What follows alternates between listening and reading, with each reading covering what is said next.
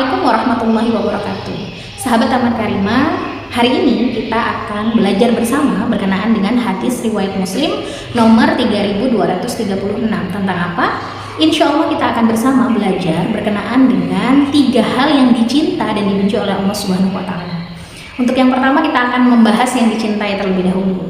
Apa yang dicintai Allah di dalam hadis tersebut? Yang pertama adalah Allah mencintai orang-orang yang senantiasa beribadah kepada Allah dan tidak menyekutukan Allah dengan sesuatu apapun. Intinya adalah Allah tidak suka diduakan, sehingga keimanan kita hanya kepada Allah semata, Allah Azza wa Jalla. Kemudian perkara yang kedua adalah orang yang senantiasa berpegang teguh kepada tali agama Allah. Apa itu? Yaitu Al-Quran dan As-Sunnah. Ini selaras ya dengan pesan Rasulullah SAW yang mengatakan bahwasannya kaum muslimin itu tidak akan pernah tersesat selama-lamanya ketika berpegang pada 2 perkara, yaitu Al-Quran dan As-Sunnah. Kemudian perkara yang ketiga adalah senantiasa tidak tercerai-berai, yaitu menjaga kesatuan umat dalam bingkai ukhuwah Islamiyah. Jadi Masya Allah ya, ternyata 3 hal ini yang kemudian Allah cintai, Allah ridhai. Adapun perkara yang berikutnya adalah 3 hal yang paling Allah tidak suka atau perkara yang Allah benci. Yang pertama adalah ketika seseorang mengatakan sesuatu yang tidak jelas sumbernya. Kenapa? Karena kita menyampaikan informasi yang tidak benar bisa jadi fitnah.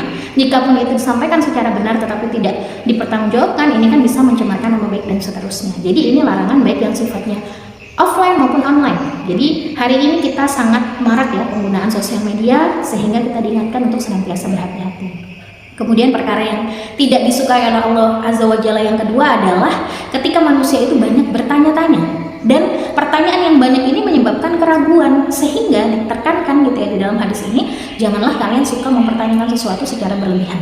Ketika sesuatu ini adalah ilmu pengetahuan yang mengantarkan kepada ketaatan pada Allah, maka ini menjadi perkara kebaikan. Tapi kalau sebaliknya, ini justru akan mengendorkan semangat kita, membuat kita ragu pada perkara yang sebelumnya sudah kita yakini. Kemudian yang ketiga itu adalah menyia-nyiakan harta. Allah berikan titipan harta kepada manusia adalah untuk digunakan sebaik-baiknya, sehingga kaum muslimin khususnya itu dilarang untuk melakukan tindakan berfoya-foya atau menggunakan harta tidak sesuai dengan tempatnya, tidak sesuai dengan kebutuhannya. Dari hadis ini kita belajar ya, sahabat Taman Karimah, bahwasanya Islam itu sangat sempurna, Islam itu luar biasa, diatur di dalamnya dari A sampai Z.